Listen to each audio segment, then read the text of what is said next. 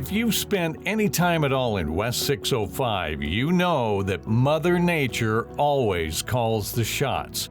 You can make your plans and your backup plans, you can take precautions, but in the end, you shouldn't be surprised if you get a stark reminder of who or what's in charge.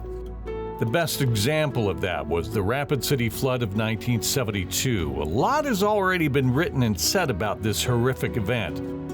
So, just a reminder that 238 people lost their lives in that flood. 5 more went missing. More than 1,300 homes were just wiped out, along with more than 200 businesses. The flood of '72 forever changed the people and the future of Rapid City. Another example of you not being in charge was Winter Storm Atlas, October 3rd through the 5th of 2013. It was a devastating storm that shut down roads and schools, impacted hundreds of ranchers and farmers, and killed thousands of livestock. It was raining, but then as the day went on, you could see pretty quickly that things were going downhill, and the rain was turning to snow and the roads were becoming impassable. And so like we were notified, a lot of businesses and a lot of offices were closing part of the way through the day to get people home. But you guys felt, I'm assuming you felt pretty confident. You and your officers were all dressed for the weather. You had 4-wheel drive vehicles, I assume. So would it be a stretch to say you felt pretty confident you could meet this storm head on?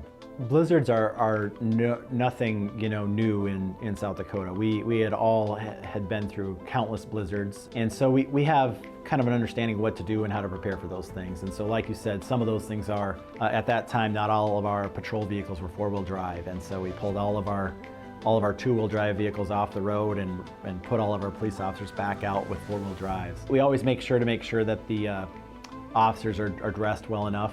We don't require that they have all of their uniform looking exactly the way they would on a normal day, because they might need to be out in 3 or 4 foot snow drifts helping people. So if they wear winter boots or extra clothing to keep them warm, that's fine if a blizzard's coming. So we were kind of prepared for that. We knew it was going to be a blizzard, but we've seen that before. Rarely do we get storms of that magnitude that happen that early in the season, yeah. And the unfortunate thing about that is that the trees still had their leaves on. The trees did not, all the deciduous trees, they didn't lose their leaves. We're talking 30 to 40 inches of snow over a 3-day period. 3 days, all right. Over a 3-day period. And that piled up on those trees, and those trees bent over. And I'm not exaggerating. Tens of thousands of trees snapped like firewood. October the 3rd, 4th, and 5th, 2013, which was a Thursday, Friday, and Saturday. And the most intense part of the storm occurred late Friday evening into early Saturday. That's when it really opened up on us. Okay. So to use an overused cliche, it really was a perfect storm. It really was. When we talk 30 to 40 inches, that's one thing. But when we had some strong winds out of the northwest, the lower levels, the moisture came in the middle levels I'm talking about, but the lower levels, with that air mass over the top of us, they gave us that northwesterly flow. We had wind gusts up to 70 miles an hour. So you got 30 to 40 inches of snow, and you're pushing that snow up against buildings, up against cars. I mean, we're talking 6, 7, 8 feet of drifts, which literally covered cars and paralyzed this city for a number of days. I mean, many folks were without electricity for not only days, but almost a week and a half without power. So they had wherever you were Friday evening, that's where you're going to be Saturday morning. You're not going anywhere, yeah. And no one's going to come to help you out. So you had to depend on your own. This is South Dakota. I mean, doesn't something like this happen from time to time? This was the second most intense winter storm ever recorded, as long as records have been recorded here in Rapid City. The second most intense. I think the most intense was back in the 40s. So that gives you an idea. I mean, it happens, and it'll happen again. I mean, we'll have another one. I don't know when, but it'll happen again. I don't want to say it's frequent, but there's that possibility that it's going to happen again. First responders were just caught by surprise. The sheer size of the storm and the amount of snow left in its wake was overwhelming, and the calls to 911 just kept coming in. Knowing that there was nothing we could do at that point in time, we did our best to comfort those callers, let them know that it's going to be okay, and that we have their information, and that we would try and get to them as quickly as we could. But our resources being what they were, that was going to take a while. Were they, for the most part, understanding of that kind of a situation, or were they just like, I want you here now? Well, some folks were not pleased, obviously, but I think that we were able to offer a lot of reassurance, and I think people were just scared, and understandably so. Yeah, I can understand that too. So you kept in contact with these people to reassure them, or how did that work? Usually they would continue to call, and we would let them know that we hadn't forgot about them. We had everything, all of our calls were logged in, and we would get to them as soon as we could. What really stuck out to me was the number of people across the county that didn't heed the warnings, that decided to venture out, which put us behind the curve right from the start. We realized early on we did not have the resources in the field to be able to get to the number of stranded people from one end of the county to the other. How does that feel, answering these 911 calls from stranded motorists who, might be very scared? I mean, this is your job. Your job is to respond and to help. Right. How did that make you do a gut check, I guess, for lack of a better term? How did that feel? I could tell you, we had several hours into it, and we had several real emergencies, out in the county. We had, I can remember specifically a pregnant lady trying to get to the hospital, stuck near Reptile Gardens. Somebody stuck in that same convoy having severe chest pains, and our resources flat couldn't get around. I mean, we had deputies out in four-wheel drives, and they were able to initially get to some people, but many of them became stuck, and people were taking refuge in their patrol cars overnight. We had quite a few staff stuck out there in that situation, and we were using anything that we could to try to get around. We had a couple of snowcats. They were older, not super duper reliable, and they were very slow, and we realized we just didn't have the number of tracked vehicles to get to all the emergencies. And at one point, I remember sitting around with Sheriff Tome, Chief Deputy Welchel, our emergency manager, several other individuals saying, we've got a real possibility if the temperatures continue to drop with the number of people that we got stranded, that we're going to have a significant number of fatalities. And that was pretty overwhelming to know that we just couldn't get to all the people that needed immediate help. We looked at the models, and and all the models at the time were saying 18 to 20 inches, all of them. Sometimes you'll see one model will say 15 inches, another model will say 4 inches. Yeah. So there's some slop going on there. For Atlas, all of them were saying 18 to 20 inches of snow. So that's what we were forecasting. We didn't realize. And you thought that was solid. Solid, yeah.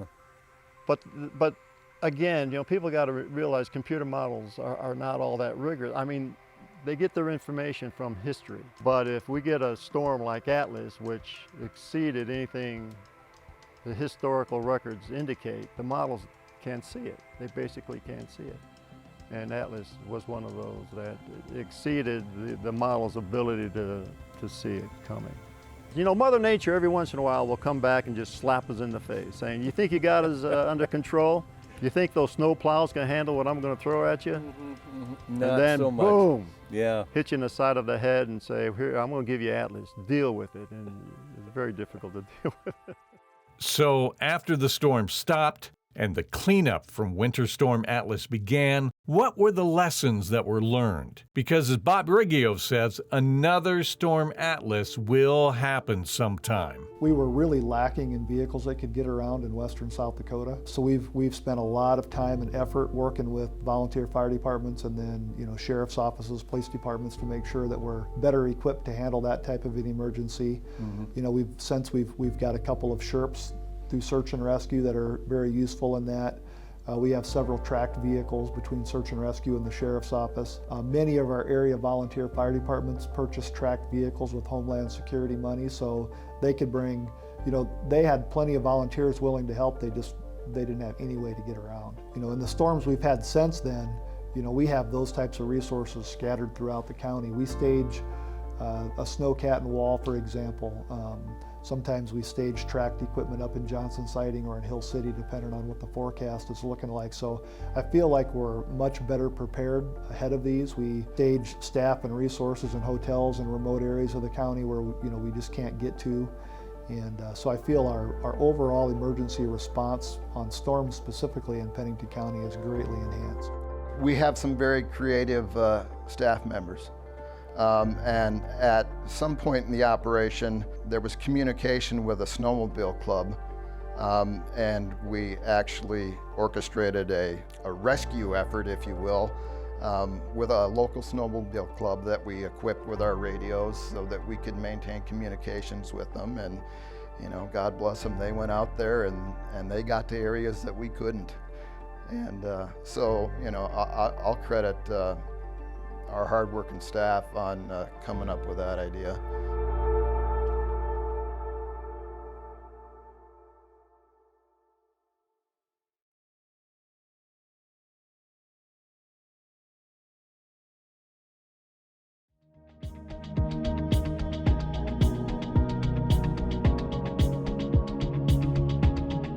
A more recent example of who is in charge is the flash flood that hit Spearfish and the Treehouse Apartments. No deaths or injuries reported in this one, but dozens of people did lose their homes, and they were mainly elderly or disabled residents. This time, the floodwater didn't come from a creek or any other body of water.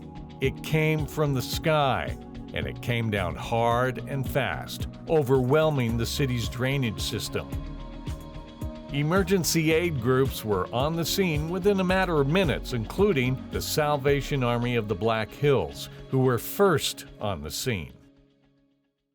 So there were 49 units affected, most of them being single person units, and some of them had a couple people that lived in there. So over 50 folks were affected. And I assume that they were all on that main first floor. Yes, yep. Yeah, Okay. and I think that, the challenge that people don't really understand is all the work that goes into it.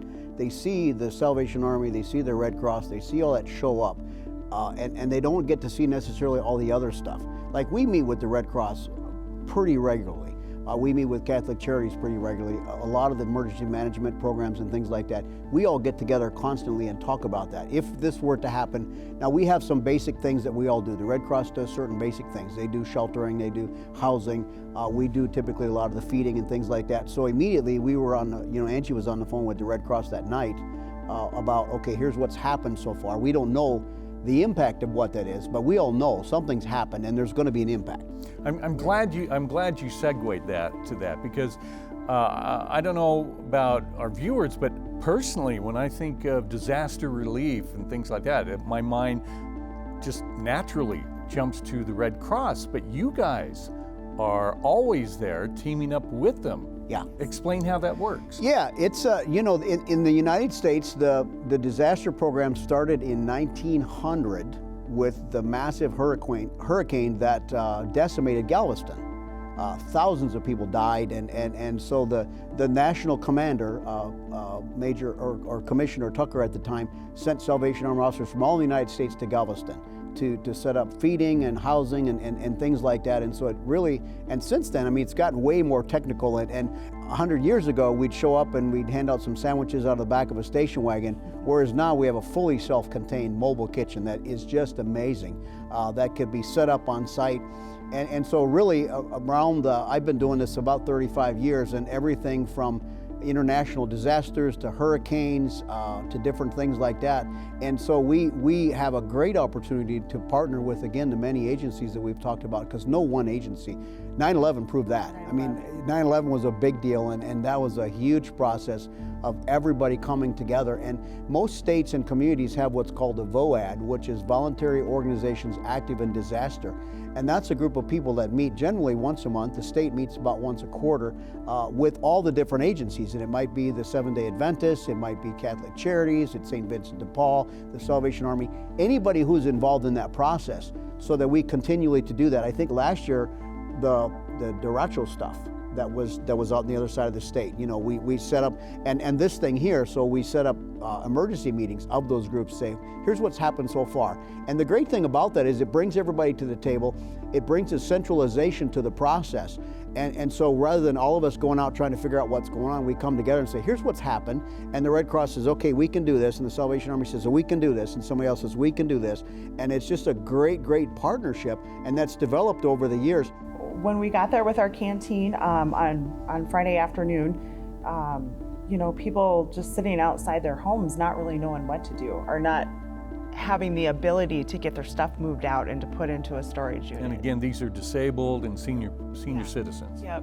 So just a look of, and so, you know, once we get there and we set the canteen up, we immediately start going out and talking to these residents and offering them food and water, a snack, a piece of fruit. And you'd be surprised what a snack or something in your belly will do for a person's outlook on things. So you mentioned you went and talked to the victims there. What were they telling you? They didn't know what they were going to do. You know, what are we going to do? And I didn't have all the answers, but I said, well, I know what I'm going to do for you right now, and we're going to work together and find out a plan. Sometimes that helps. Don't worry about tomorrow. Let's focus on it here and now. Yep, and just listening to them, listening to their concerns and their worries. And again, not necessarily having a plan for them that second, but knowing that we could give them something warm to eat and a shoulder to cry on if they needed. With the victims being cared for and fed, the next step in the process was to find shelter for them. Spearfish High School was on standby to accommodate and, if necessary, shelter the victims. But more than anything else, the school served as an information center. Again, going back to the piece of accountability, the Red Cross has all these different arrangements with people like the high school. Again, that's an arrangement they set up a long time ago. They didn't call them and say, can we come and set up a shelter? They've got a memorandum in place, they've got all that set up. The high school is you know, it's handicap accessible, the restrooms, you know, so they look at that when they look at a shelter. You know, if you got folks in a wheelchair, you can't have them going up 3 flights of stairs to go through and do it. And for me, sometimes the shelter piece really legitimizes the process. If you show up and say, hey, we're going to buy motel rooms for everybody, then all of a sudden you got all these people that need a place to stay. But when you provide a shelter and you're like, well, nobody, and I can't say for sure, but I don't think anybody ever stayed overnight in the shelter. No. But the point is, it was there and available. So if somebody had no place to go, no family, no friends, it was there. The next challenge in the process is finding new homes for all the victims, something that takes time and money. Looking back, the situation could have been a lot worse.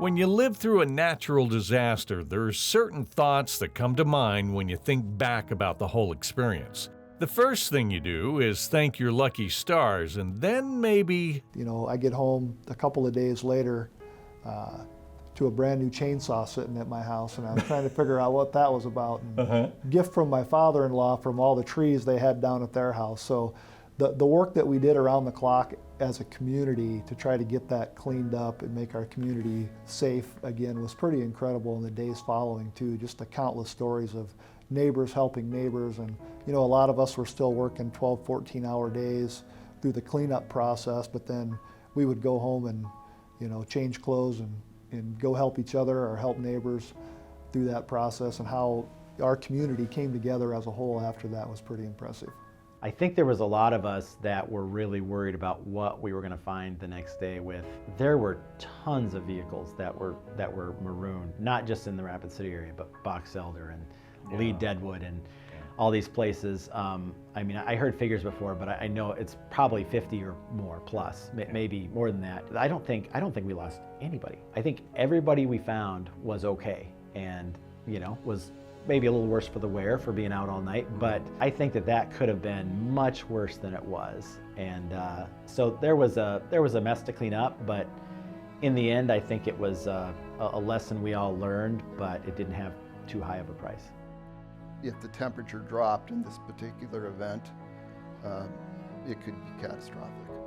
And that stuck with me.